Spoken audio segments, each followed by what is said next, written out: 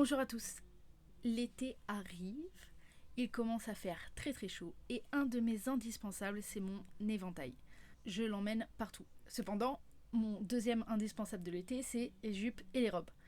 Et malheureusement, elles n'ont pas toujours de poche, donc je sais jamais où le mettre. Pour pallier à ceci, aujourd'hui on va créer un porte-éventail, donc qu'on va pouvoir accrocher sur une ceinture, un sac, cordon de téléphone, ce que vous voulez. J'ai choisi de le faire en tissu, mais vous pouvez également le faire en cuir ou en simili-cuir. C'est la matière dans laquelle j'ai vu le plus d'exemples.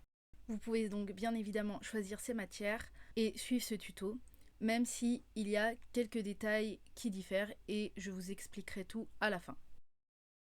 J'ai décidé de le faire dans ce magnifique tissu, qui n'est pas sans rappeler l'été. Je commence par découper une bande, donc je prends la hauteur de mon éventail et je vais rajouter 1 à 2 cm au-dessus et 5 à 6 cm en dessous. En ce qui concerne la largeur, j'ai choisi de prendre la partie la plus large de mon éventail et de rajouter 1 cm pour les marges de couture. J'avais de base prévu de couper 2 bandes et de les assembler. Finalement, j'en ai coupé une que j'ai pliée en deux. J'aurais dû m'en tenir à ma première idée, mais ce qui est fait est fait. Donc j'arrondis le haut et le bas, ça simplifie vachement les choses. Ensuite, je couds tout le tour et une fois que c'est fait, je viens couper au ciseau cranté les bordures de mes arrondis. Maintenant, je vais me servir de ce tissu bizarre blanc qui est tout simplement de l'entoilage. Ça permet de rigidifier le tissu et je vous le conseille vraiment si vous avez un tissu fin. Déjà le mien était un peu épais et j'en ai mis. Et vraiment s'il le faut, mettez-en plusieurs couches. Il faut juste faire attention d'en mettre uniquement à l'intérieur de la couture et ne pas déborder sur les marges de couture. Sinon vous allez avoir beaucoup plus de mal à retourner votre pièce. Et donc une fois fait, je retourne. Donc quand vous avez cousu, il fallait laisser un trou ou alors comme moi, vous décousez un petit peu et on retourne. Ensuite, je vais venir couper 2 petites bandes dans un autre morceau de tissu. Celles-ci me permettront d'entourer l'éventail pour le maintenir tout simplement. Donc une fois que j'ai coupé, je vais venir le plier 2 fois comme ceci et je vais coudre pour avoir une bande nickel. Une fois que c'est fait, je vais venir mesurer la taille dont j'ai besoin en bas et en haut de l'éventail et je coupe tout simplement mes bandes à la bonne taille. Pour le bas, j'ai décidé de mettre la jonction derrière la pointe, donc je vais tout simplement venir faire une petite couture. Et pour la bande du haut, il faut juste faire attention si vous voulez l'utiliser pour faire plusieurs éventails, si vous en avez des plus petits, de ne pas la mettre trop haute. Et sinon, rebelote, je prends mes mesures et je vais venir coudre ma petite bande. Uniquement à l'arrière bien évidemment. Et voilà le résultat. Ça tient, c'est nickel. En ce qui concerne la manière dont je vais accrocher ma bande, j'ai pensé à 2 possibilités. La première, c'est tout simplement de coudre un petit bout de tissu à l'arrière et d'y faire passer un anneau, un mousqueton, etc. C'est une solution assez simple.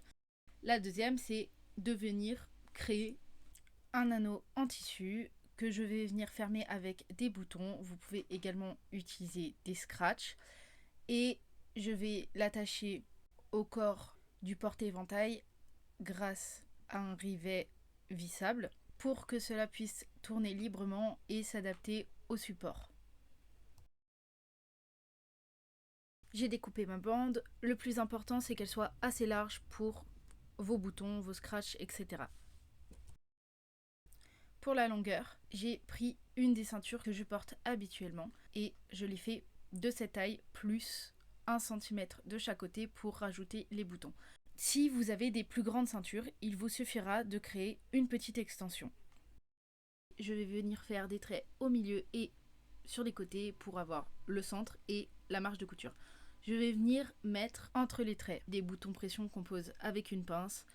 Il faut juste que ce soit solide, vous prenez ce que vous voulez. Même des boutons à coudre, ça fait parfaitement le taf.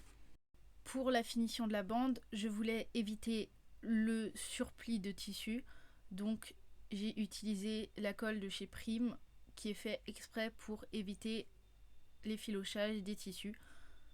Ça fait très bien le taf. On peut aussi faire un point zigzag en bout, c'est comme vous voulez.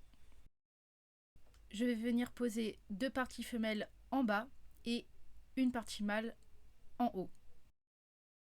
On coud et on retourne. Maintenant, je fais les trous pour le rivet. J'en ai fait un dans la boucle et un dans le corps, enfin même 2 parce que finalement j'ai changé d'idée. Bref. J'ai appliqué la colle au niveau des trous pour solidifier la zone.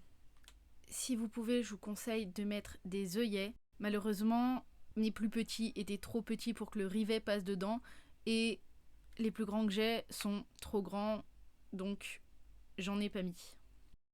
Je vais venir poser la deuxième partie mâle des boutons sur le corps du porte-éventail et celui-ci permettra d'éviter la rotation de la boucle.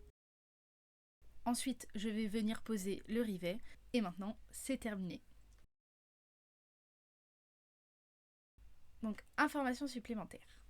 Comme je vous le disais au début, j'aurais dû couper les 2 bandes et les assembler, tout simplement pour pouvoir coincer les petits anneaux qui maintiennent l'éventail dans ce tissu, ce qui aurait permis de ne pas les voir au dos du porte-éventail.